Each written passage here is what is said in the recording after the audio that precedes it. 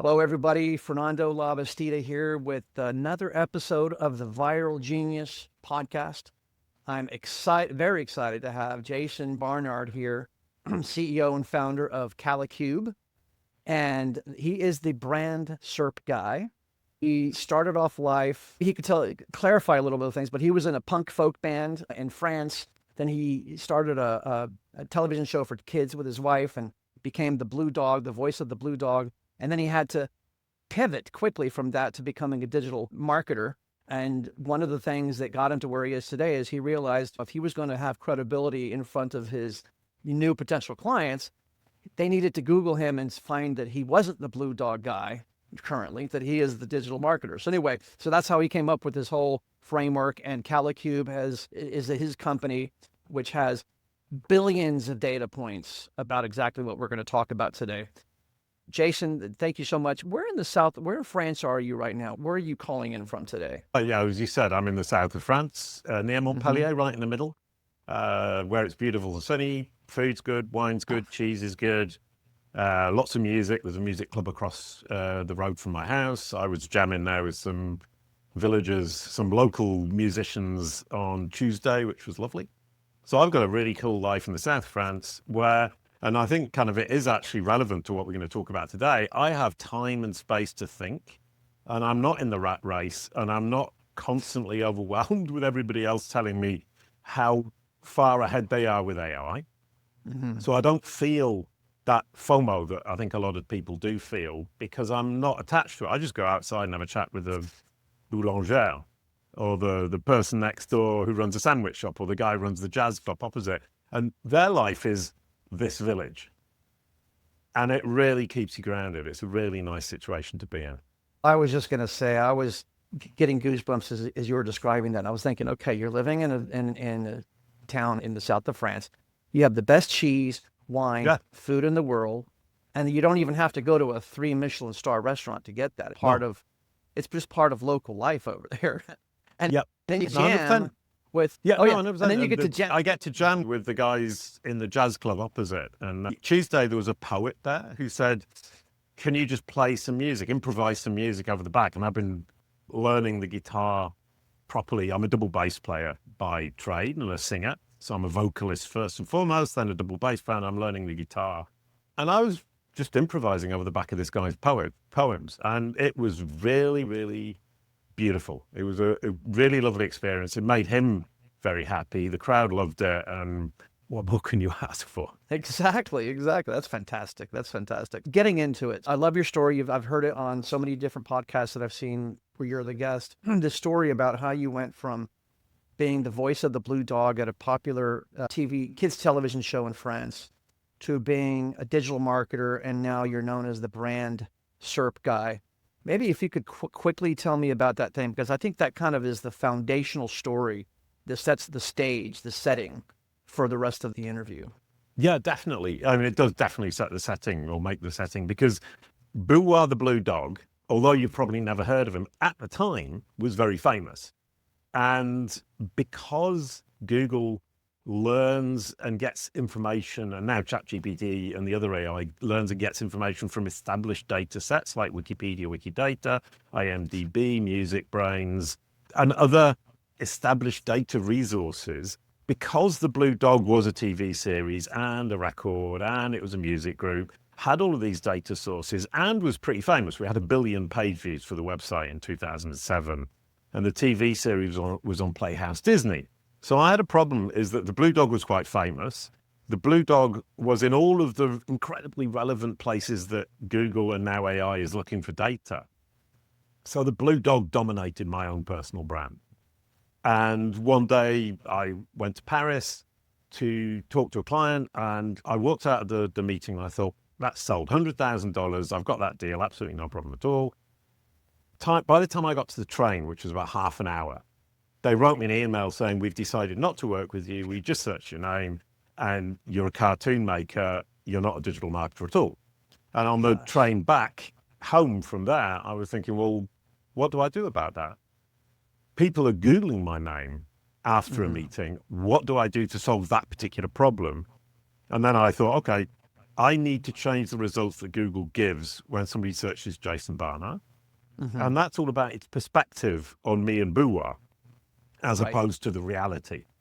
And I coined the term Brand SERP at that time, back in 2012, sorted out my own Brand SERP. I've now built a business on it because I realized this is an existential problem for all of us now. That's fantastic. And what I think is unique is you have flipped the funnel. Flip the funnel is a term that was coined by Terminus, but you've literally flipped the funnel on search because you started off with that bottom of the funnel decision stage, right? Where people are making the final decision. Do I trust this guy? Is this guy somebody that we can rely on to do our digital marketing, as opposed to where everybody's trying to get found at the top of the funnel, right? Oh, and that's something that deeply frustrates me. I talk about the top of the funnel. There's so many possible queries, so much space to cover. You're spitting in the ocean and hoping you're going to hit a whale. And that just isn't going to happen, or it doesn't happen very often. And the thing about the story I just told you, and I was thinking about it now, is I've said I missed out on an opportunity of 100,000 euros. But it also cost me 1,000 euros to go to Paris and have the meeting and come back again. So not only did I not make the 100,000 euros, it actually cost me money. And that's just because Google misunderstood me and misrepresented me. And these people who were ready to sign a contract backed out at the last minute because the result that they saw on Google wasn't convincing. I wanted to get into a little bit about your methodology and then get into the part that I told you about at the beginning, which is your whole zone of genius, your viral genius. But so if you could, I don't want you to tell me the one thing that companies should start with, but if you can maybe give us an overview of the whole, I don't know if it's a 7-step process, and it's very difficult to boil it down to a very simple bullet list. But if you could, like, how can somebody achieve this? A really nice knowledge panel that describes you accurately as you want to be seen, etc. The fun thing about this is I started off and it took me 10 minutes to explain. Then it took me 5 minutes. Then it took me 2 minutes. And I've got it down to 30 seconds. Okay. It's that simple. And a friend of mine said, whatever you do, don't share your secrets. And I was saying, well, if I can explain it in 30 seconds, there's not much to keep secret. So it's actually very simple, universal, which is important, and easy to implement. From a perspective of you can do it, anybody can do it. But the actual key, and what you were talking about earlier on, is what you help people to do is to define what it is they're trying to say. And that's actually the biggest part. That's the hardest part. Once you've figured out what you want to say with somebody like Fernando, build yourself an entity home, a website in your name as a personal brand. So it's yourname.com. You say who you are, what you do, who you serve, and why you're credible on that website. On the About page, you start with that. Right. You then make sure that everything you control online, your LinkedIn profile, your Twitter profile, all of the profiles that you can control in any way, manner, or form, corroborate that exact message. Who you are, what you do, who you serve, why you're credible. And then you go out and find the PR, and you get third parties to build on top of that with the proof. So who you are, what you do, who you serve, why you're credible, said by a third party such as Fernando. That's it. 30 seconds. And then all the rest is just how you execute it. It's staying, number one, it's being clear at the start. Then it's being consistent. And being consistent over space, i.e. across the internet, and over time. So you need to maintain it over multiple years. And if you can do that, what you end up with is that the AI, Google, ChatGPT, Perplexity, all of them are looking for an entity home, the place where you give your version of the facts. They're actively looking for it. John Mueller from Google talks about it and says, you know, we're actively looking for that to build the knowledge panel, to build our understanding of the brand. So they explicitly stated it. Yeah. Yeah. Okay. Saying that the entity home concept is a very powerful concept, and they're looking for that source of reconciliation, they call it. Right. It's not just Google, and that's another kind of important point, I think, is that obviously I've been collecting data with Kalicube since 2015. So I've collected a lot of Google data, quite a lot of Bing data, and then ChatGPT turned up. And what was glorious about that is the day ChatGPT came out, it said exactly the same thing as Google about me and about Kalicube, because it's using the same resources. It's using the web. It's using my digital footprint to understand who I am, what I do, who I serve, why I'm credible. And my strategy that I started in 2012, developed with Kalicube from 2015, exactly the same for all the machines because they're all functioning in the same way. One of the things that I was very curious about was, okay, so there's the third-party validation because you can say something about yourself, but that's just you, and you could fudge the facts. Yep. And you can have these little white lies that kind of add up and you could be exposed or whatever. But if a third party says it, it has validation. So it's valid. Yes. And there's ways of doing that, obviously. Validation is a great name for it. Okay. Well, Google actually talk about validation. And I was talking to them about the algorithmic trinity, which is a story we can maybe come into later on. And part of the algorithmic trinity is validation. Is what you're saying true? And Right. are you actually a believable thing? Yeah. And is what you're saying true? So there's ways that you can do that. So you can reach out to podcasters and conferences. And if you're not yet famous where people are already beating down your door to be a podcast guest or a speaker, you can initiate that yourself. And there's actually services that do that. But then getting those spontaneous articles that somebody writes about you, does that just take being really good at what you do? Or is there like a science to that at all? Or is it really just or is it time, consistency over time? Or what, how have you hacked that if it's even hackable? I think people don't want to write about you if you're not already important in some way, notable in some way, or interesting in some way. Being interesting for being smart or right or having a slightly different idea on a business doesn't happen. You're not actually interesting. You're vaguely something in a corner that people aren't going to spontaneously write about. You have to do something quite extreme to get written about spontaneously. And I would suggest if you've done something extreme, it's probably bad. Journalists are going to write about bad stuff because that's what gets the eyeballs. Some scandal or something. Yeah. So don't rely on that. And if you look at it for me, I started in 2012, really kicked off in 2015, trying to become a more public figure. And I started off actually with conferences in France. So I've got a lovely story about how that started, but the SEO camp gave me the opportunity to give a talk. Yes. Based on, well, it's a nice story. I was at some kind of business gathering. I can't even remember what it was that I went to for some very obscure reason. I was hanging out and there were like 70 people there. And there was this guy in the corner and he had this glass bowl in front of him and it was empty. And he had two mugs with SEO camp written on it. And he looked a bit lonely and bored and he wasn't really engaging. So nothing was happening around his table. And it was about an hour before the whole thing ended. And I thought, okay, I'll go over and have a chat because he looks a bit sad and bored and lonely. And I was chatting to him and I said, what are you doing? Why are you here? And he explained SEO Camp is an association for SEOs in France. And I said, well, why have you got an empty glass bowl in front of you? I mean, it was completely empty. And he said, I'm collecting business cards. And at the end of the evening, I'm going to draw out of the glass bowl somebody and they're going to win a mug. And I said, but your glass bowl is empty. I'll put my business card in it. So I put my business card in it. And I said, well, there you go. 100% sure I'm going to win a mug. And then I went off and talked to lots of people. I'm the kind of person who talks to everybody who comes anywhere near me. Yeah. And by the end of the evening, I had told so many people about this guy in the corner with his glass bowl that I was going to win the mug. But he had 30 cards and I didn't win the mug. But then I went to see him and he said, it's really good of you to do that because now I've got these 30 business cards and I'm going to be able to reach out to these people. What can I do for you? I said, I really want to give a conference talk on SEO. Mm-hmm. And he said, okay, I'll contact some friends of mine. And he got me a gig at a conference without knowing whether I could speak, whether I was intelligent or anything. And he backed me up and he supported me. And that's where it all started. That's beautiful.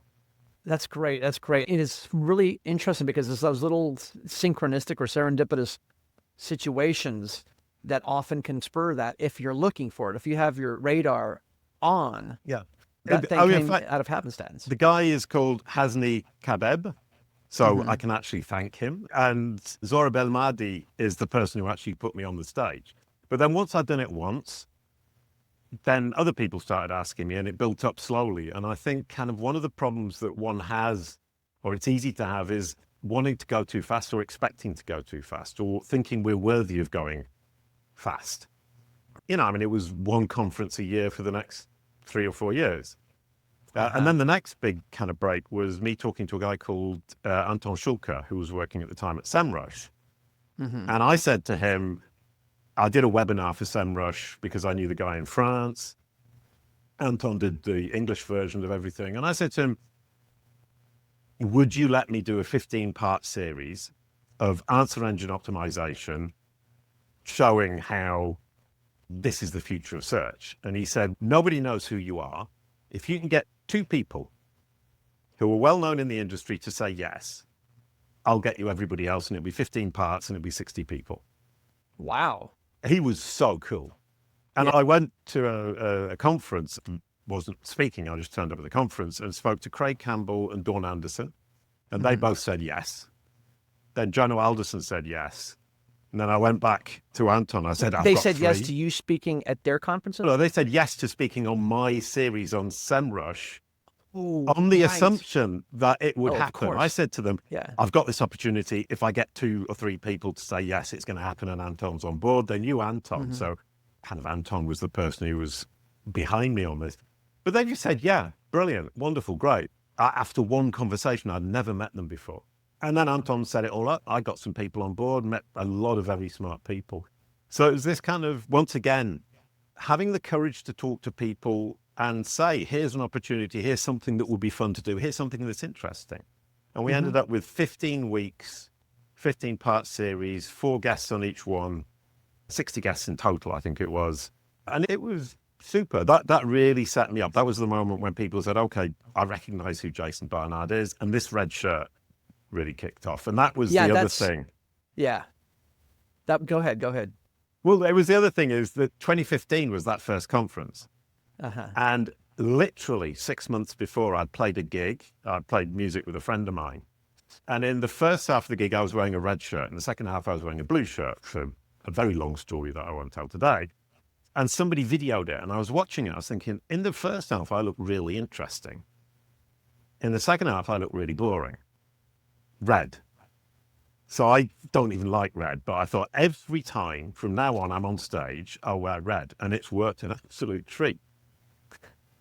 But you have to be truly dedicated. If you're going to say to yourself, I will always wear red, or I'm always going to call myself the Brand SERP Guy, you have to be consistent, you have to be clear, and you always have to do it. No excuses. And it's interesting because Joe Pulizzi, founder of the Content Marketing Institute, then the Tilt, author of 7 books, etc., is actually a mutual friend of ours. And you've interviewed him 2 times. He always wears orange everywhere he goes, right? On every conference stage. And he tries to wear orange on every podcast. I think he does. So it's very similar to what you're doing. And then there's the Savannah Bananas guy who always wears yellow. And Andrew Davis, who always wears orange as well, but a different kind of orange. That's very cool. You know, there was something, I didn't want to let this go by. You said that you would approach the Anton, who from Semrush? Schulke from Semrush, which I think is another interesting thing, which can go to that third-party validation thing, is you actually, and I don't know if you call it this, but you actually proposed a partnership. That was a partnership. Yeah. A co-production partnership thing, which also, I think Joe Pulizzi even mentioned that on one of the podcast episodes you interviewed him on, which I think is another interesting thing. Has this kind of been part of your playbook too, is getting yourself out there? Yeah, I think generally speaking, I'm just incredibly enthusiastic and I love creating stuff. Right. And my nature is to go and say, here's an idea, let's do a webinar series. And with Search Engine Land in February. But here's another interesting story on the same kind of lane is I know Danny Goodwin from Search Engine Land, who's the editor. Bill Slawski introduced me to him at PubCon because I'd been chatting with Bill Slawski on Twitter and I'd said something and he replied to me, that's wrong, full stop. And I thought, oh, that's pretty rude. And I was thinking, well, should I reply rudely? And I thought, no, I'll ask him why in a private chat. And he spent an hour explaining to me why I was wrong, very kindly. And it's just his personality is he doesn't wrap it up in bows and, or it didn't rather, because he's passed away sadly. And I became super good friends with Bill Slawski. Once I understood that he was just saying you're wrong and there's no reason for me to say any other way than you're wrong. And it's not a bad thing that you're wrong. It's just you're wrong. And he introduced me to Danny. And then I was talking to Danny Goodwin in January about an article Rand Fishkin posted where he was saying that AI is just the predictive, LLMs are predictive engines. Therefore, it's predicting each next word. Therefore, they're random. Therefore, there's no point in trying to get mentions and rank, except in very specific circumstances. And I disagree with that conclusion. So I was talking to Danny about it, and he said, brilliant, okay, yeah. So I said, can I write one article? And he said, yeah. And I said, well, actually, I've got lots of ideas, and here are 3 or 4 articles that I could write. And he said, well, yeah, that's fine. I said, well, could I make it into a 12-part series? Because then I can actually explain in detail why I think that the machines are not as unpredictable as you expect. That if you, and here it comes back to, if you clean up your little corner of the internet, the results that these machines spit out for you personally are going to be very predictable. Right. That's the point, is it's only unpredictable because the web is a mess. And when the web isn't a mess, they become very predictable. And that's the fundamental foundation of everything that we do at Kalicube. And then as I wrote the series, it ended up being 19. And he's such a kind guy, because I kept saying, well, I said 12, but maybe we can do 14. And I thought, well, I said 14, maybe we can do 16. And we ended up with 19. Oh, my goodness. And then on the last one, we had the Kalicube Summit. So if you haven't watched that, it's 36 hours, I think, of video, something silly like that. Yeah. And, oh no, it's 36 interviews and 18 hours of videos, I think. Sorry, I don't want to exaggerate. And the two coincided, and it was beautiful. And it's that once again, those kind of moments where you say, well, it's all kind of come together. It's driven a lot of registrations for your summit. Yeah, well, it drove a lot of registration for the summit. The summit has driven a lot of interest in Kalicube and our approach to the Kalicube framework, which is how we function, and the Kalicube Pro platform with the 25 billion data points that you mentioned earlier on. So the combination has been hugely powerful for us.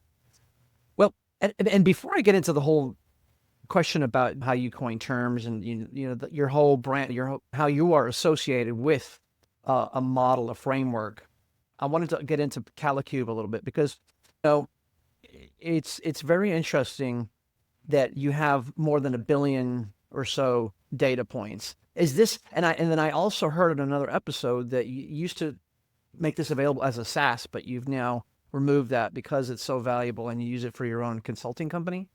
Yeah, it's 25 billion data points. 25 billion data points, okay. So it's huge, it's vast. 73 million brands in the system. And that gives us the data that allows us to analyze what your digital footprint should look like, given who you are and what industry you're in and what country you're in. Right. And so the platform itself, number one, figures out what your digital footprint looks like, and then it tells you what it should look like. And then we set about correcting it. And unfortunately, as you've seen, or as you heard earlier on, we build you the entity home. We say who you are, what you do, who you say, why you're credible, but cleaning up all the stuff off your website is just a massive manual task. Right. And the Kalicube Pro platform makes it easier because it organizes and it prioritizes the work, so you're not wasting time on things that don't have any effect on any of the algorithms, and tells you what you should be writing. And that's the really nice part, is that you can't say everything on every single platform. Right. You have to pick the right things to say on the right platforms. And our Kalicube Pro algorithms actually figure out what you can say on which platform and how that overall puzzle looks to the algorithms that are looking at it. So I don't pretend at any point that Kalicube Pro emulates the AI, but it is AI that looks at it and says, well, this makes sense according to the framework that Jason has given me. So I've codified my brain and my framework and put it inside the machine. So the machine says, okay, Jason tells me that these are the principles, these are how the things that I should be looking for. I understand how the AI that I'm talking to functions. Here's how we need to build this page. Here's how we need to build that page. Given the data in the system, what we know about the client, what Jason has told me about his framework, and about how these machines actually function. So as you said, it's very valuable because it can actually create a digital footprint that gives you a very good level of control over what search and AI engines say about you. That's great. And it sounds as though this is the next generation of Hrefs or Semrush or Moz, but this is really more focused on that being visible on the entity optimization as opposed to the keyword optimization. But you can't just rent it through a monthly payment. It's just this, you get this through your consulting. Kalicube is essentially a consulting company. Yeah, we're a brand engineering company, and we work for personal brands, specifically entrepreneurs. But what we've also done is when an entrepreneur who works with us has a company that has a great digital marketing team and a development team, we give them the strategy for the corporate brand, because Kalicube Pro works the same for a corporate brand as a personal brand. We can analyze data and figure the same things out. And then they run with it. So they do use Kalicube Pro themselves, but we teach them to fish with it. And an entrepreneur, for example, what we found is they're willing to pay us to do the work because they want the headspace, they want the time back. But the marketing team want to learn to fish. And that makes a really good business model for us. We have one group of people who've learned to fish and are using the platform incredibly effectively. I've got a meeting after this with a client where we're going to get them, how can we put it, moving from the initial strategy phase to the off and running phase. Brands for entrepreneurs. I've become totally obsessed by it. What we're selling is headspace. And when I talk to entrepreneurs, they say, oh, but what I don't have is time. And I'm saying, okay, yeah, we give you time, that's fine, because you don't have to do it yourself. But actually, would you do it yourself if we didn't do it for you? The answer is maybe no. So we're not giving you time back necessarily, although we may be. What we are giving you is you don't have to think about it anymore. And that frees up your brain to do other stuff that you're much better at, making money for your company, for example. There you go. And even if it does give you time back, it gives you time back with the headspace that goes with it, because time without headspace is actually not very valuable. But this is my new obsession, so I don't actually think everybody agrees with me, but headspace for me is the biggest thing. If I've got headspace, I'm much more productive in the time I have. No, headspace is critical. I mean, because if you cannot focus 100% on the task at hand, and that's why I love what Joe Pulizzi always says, is you got to have focus. And I think his whole argument about focusing initially on one channel, and then you could diversify after you've built an audience. I think that's an argument for headspace. Yeah, true. So headspace to be able to focus on building your one channel. And I think that, especially now with AI, you can lose yourself in AI. You can come up with, you can come up with all the solutions to all the world's problems with AI, and it stays on the AI or on the files in your computer, and you haven't done anything. Yeah, I suspect there's an awful lot of content and ideas that people have created that are sitting on the hard drive, because you can create so many and it's so easy. And one thing I was thinking about with that one big idea that you were talking about and that this conversation moving towards is that AI doesn't have big ideas. And I read an article a few weeks ago, where somebody was convinced by their own AI that they'd invented a whole new mathematical approach, that the old mathematics was dead and this guy created a whole new mathematics. And the AI was just agreeing with him. And you've got to be really careful about that, because I've had a thought about abductive reasoning. Abductive reasoning is A plus B, therefore J. So you're looking at making imaginative jumps. Yeah. And there's a whole debate in the AI community. Can AI do that or can it not? And I was getting into that kind of debate in my own mind. And at the end of the day, I'm thinking actually it doesn't matter whether it can or not.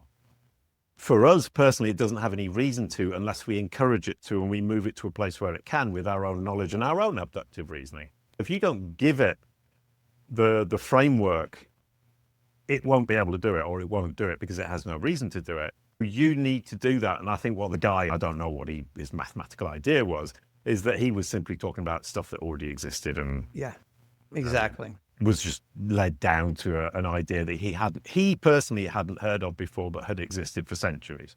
Yeah. And it's funny because when I talk to AI and it says, no, that doesn't exist, you're the first one, I say, okay, look closely. I always tell it to look better. I always tell it to go, you know what, just trust me. Go and look for, oh, yes, you're right. I did find something about this. Yeah.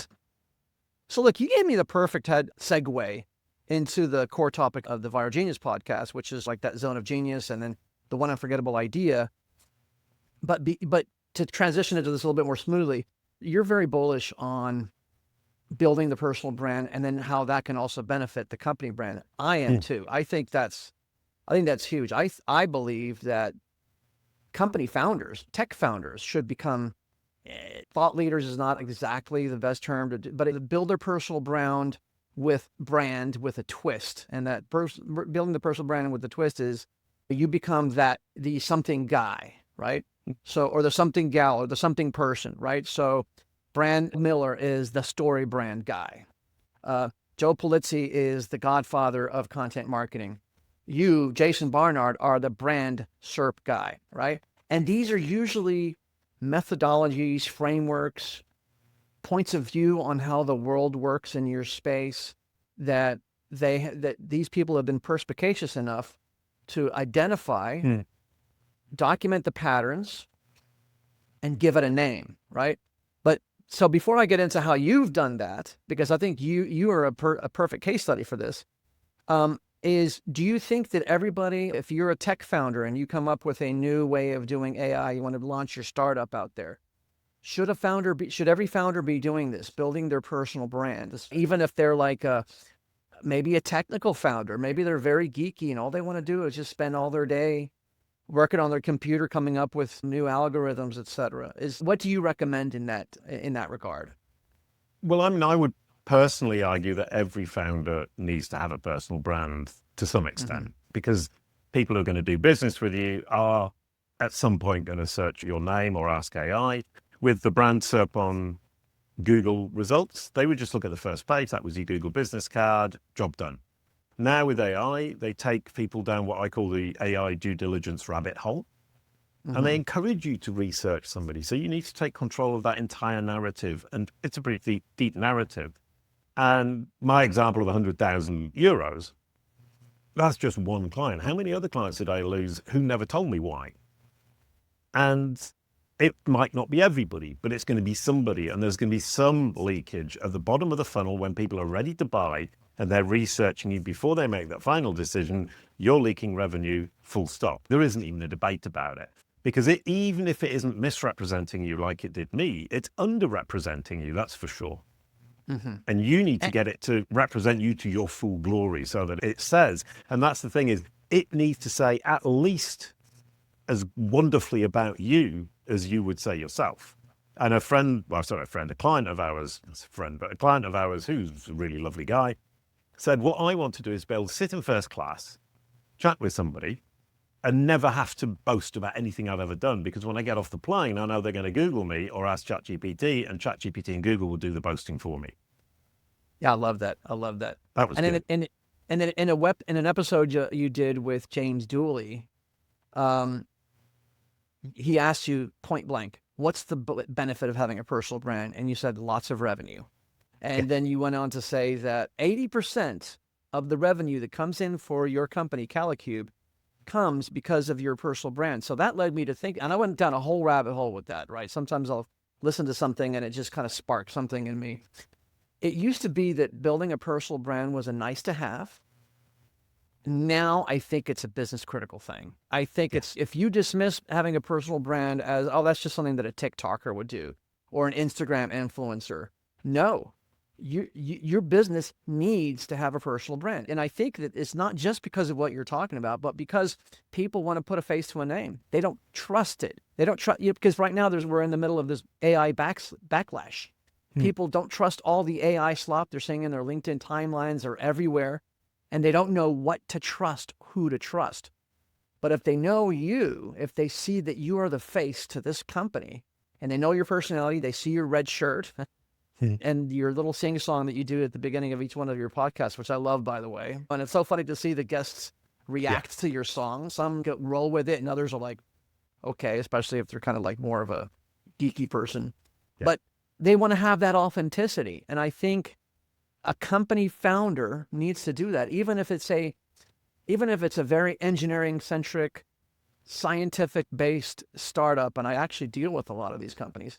The founder needs to have their personal brand. Mission critical, I think. I think we talked earlier on about the tax you're paying, the revenue you're leaking, because people are researching you. But that's not to mention the additional revenue you can make by moving up the funnel. So there we're talking about the leakage at the bottom of the funnel, because your personal AI resume, let's call it, doesn't look as good as it should. But then you move up the funnel, and when somebody's saying, who is an expert in the field of X? Your name should be on that list. And if it is, you're going to get loads more people coming down that funnel in the AI, because then they'll say, well, who is this guy, Jason Barnard? Tell me more about him. And that brings them down the funnel. The conversations that people are having in AI, like ChatGPT, Google AI Mode, Perplexity, is bringing them down the funnel. And the further up the funnel you get your first piece of visibility, the better for you. And as you said earlier on, you need to build from the bottom up, because you have no idea what questions people are asking at the top, but you know exactly what questions they're asking at the bottom. And then you can build up brick by brick in a very logical manner. We do that. It's called the funnel query pathway at Kalicube. And my personal brand, a huge part of Kalicube's success. Yeah. So you said we call it the funnel query pathway. And that's one of the things I want to talk to you about. You are very good at coining terms. I actually gave a speech at CEX, Joe Pulizzi's second conference that he created from the Tilt. And when I talked about building your own category by writing a book about the category. And I pulled a lot of information from the category pirates, Christopher Lochhead and Eddie Yoon and Kevin Maney, Mike Damphouse, the category design guys. But the thing that stood out the most for people in the audience, and they came up to me afterwards and they said, hey, how do I coin a term? How do I get a term out there in the wild that people talk about that's associated with me? And you're extremely good at that. I think you coined the term AEO. We have you to thank for AEO, right? And then we have you to thank for the brand SERP, and then that term that you coined, that you talked about from Kalicube. Tell me about your process of kind of seeing things that then you say, like, how do you know how to say, okay, that's a process, that's a method, that's something that deserves its own name. Tell me a little bit about that part of you. Yeah, I mean, what I've been doing is, because the Kalicube framework is what I've built, and it's a whole methodology, and it covers so many different aspects of SEO, digital marketing, and business. And it brings that all together so they become osmotic, I think we can say. But business and SEO used to be very much in two different camps, and now you can't do business without having a conversation with the machines. Agents are going to be doing business with you whether you like it or not. So you need to figure out how to have a conversation. Who are the best people on earth to have conversations with machines? Have a conversation with a machine that is going to buy or interact or act with you. It's an SEO, because we come from a world where we're educating, training the algorithms by creating a digital footprint and information online. And then the only next connection is, how do you actually get the machine talking to the business? And that's WebMCP or a technology like that. And it's a very small leap for an SEO, but for a developer who knows WebMCP, doesn't know what it means to the business or to the marketing, generally speaking. So what I see is that's a really great space to be in right now. And coming back to the coining of the terms, is every time I come across something that I can't describe without having to write 6 or 7 words or more, I coin a term for it. Right. And then I have coin term, the brand SERP, comma, the search results for a person or company name, comma, so on and so forth. So I have a canonical definition that's those 5 or 6 words, and then I push it out that way. That said, I've fallen into the trap, number one, of inventing too many terms, and terms that people don't understand. So now I have the glossary test. If you have to read a glossary to understand the term that I've just given you, then it's not a good term. So what's the solution for that then? You have to find an obvious word for it. Entity home it's a great term if you're a geek and you know what an entity is. Yes. But it's actually a brand home or a digital brand home. But so there are some that I've come up with and I've thought, actually, at the end of the day, it isn't the best possible name I could have given it, but so be it. And there are some that I've created that I've retired, that I've used, but I only use in academic papers because it doesn't make sense to people. You have to, I think, be very sympathetic to your audience, and I haven't always done that. And I'm actually going to rewrite the 19 articles from Search Engine Land as a book. And one of the things I'm doing is taking out a lot of the coined terms because I want it to be more accessible. And I actually just recorded a video last night in which I talked about an idea or a method for coming up with terms, and it has to be, they have to sound functional, right? So you can't, for example, the viral genius frame is, it makes sense to me, but I'm not helping people go viral. I'm just helping to, excavate ideas that the founder has that they might not be aware of it, and then giving it wings, helping their ideas to spread, right? And that was actually a term that was given to me by my friend Brian Eisenberg, who, him and Jeffrey Eisenberg coined the terms conversion rate optimization. He actually lives local to me here in Round Rock, Texas, which is a suburb north of Austin. But he was the one that saw this method that I was using to interview founders and uncover their hidden zone of genius, or these things that they do, which are methodologies essentially, but that they just take for granted. Oh, that's just what we do, or everybody does that. Yeah, but nobody's talking about it. But anyway, so he saw that I did that and he said viral genius. But people still confuse that with, oh, are you helping me? Can you help me go viral on social media? No, it's not exactly that. But there's that you can come up with that are more functional. That's like, it uses descriptive words that if you hear it, you don't really have to explain it that much, because people make the logical conclusion, oh yeah, if you put this thing together with this thing together, I know what that means.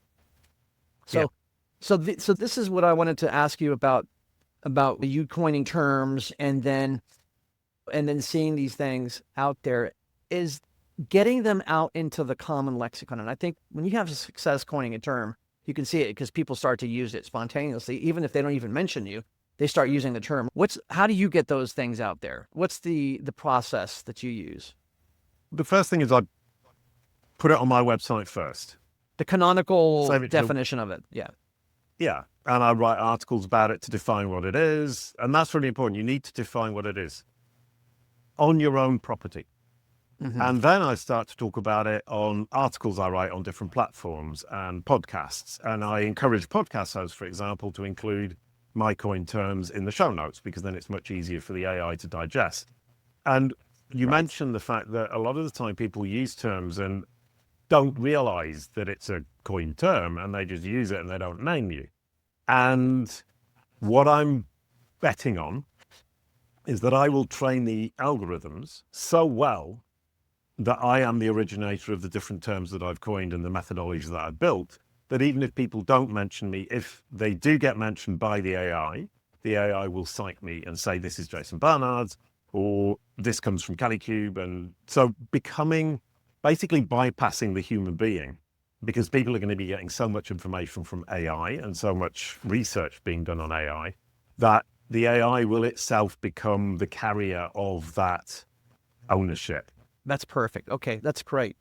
And so... and to come back to, in fact, the entity home is that you said post the canonical version on your own website, and that is the same thing. It's exactly the same for a coined term as it is for a company or a person.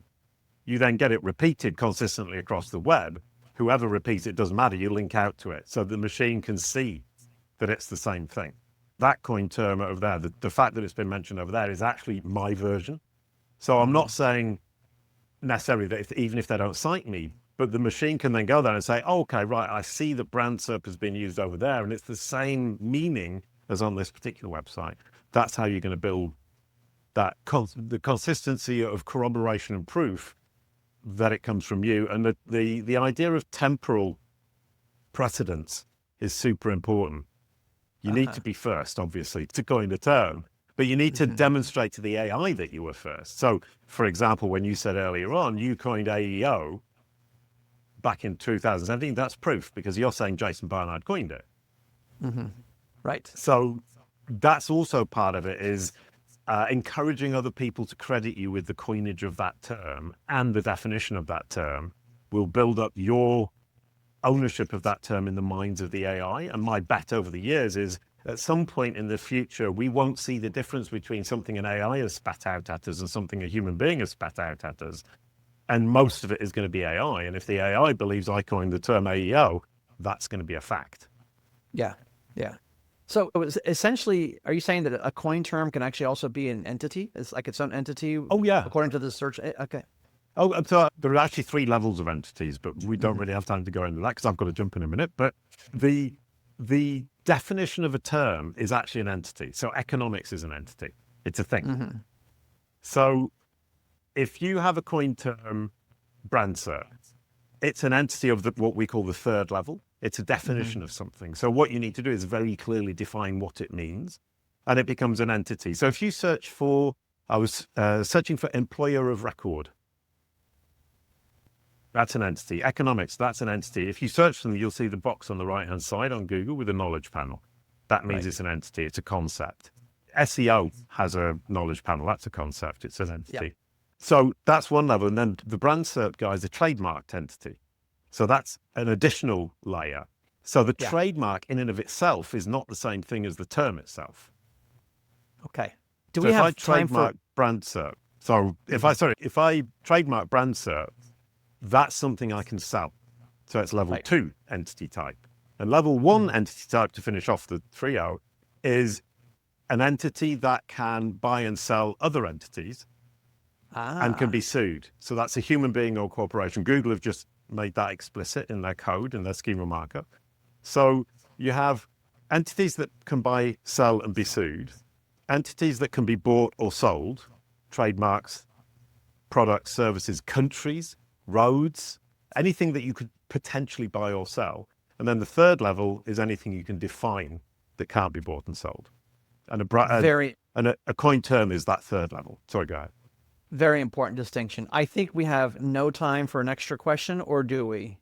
Like tiny question. Yes. Is it important for somebody in this context to have a unique point of view or a unique term, as opposed to being just really good at something? Yes, to both.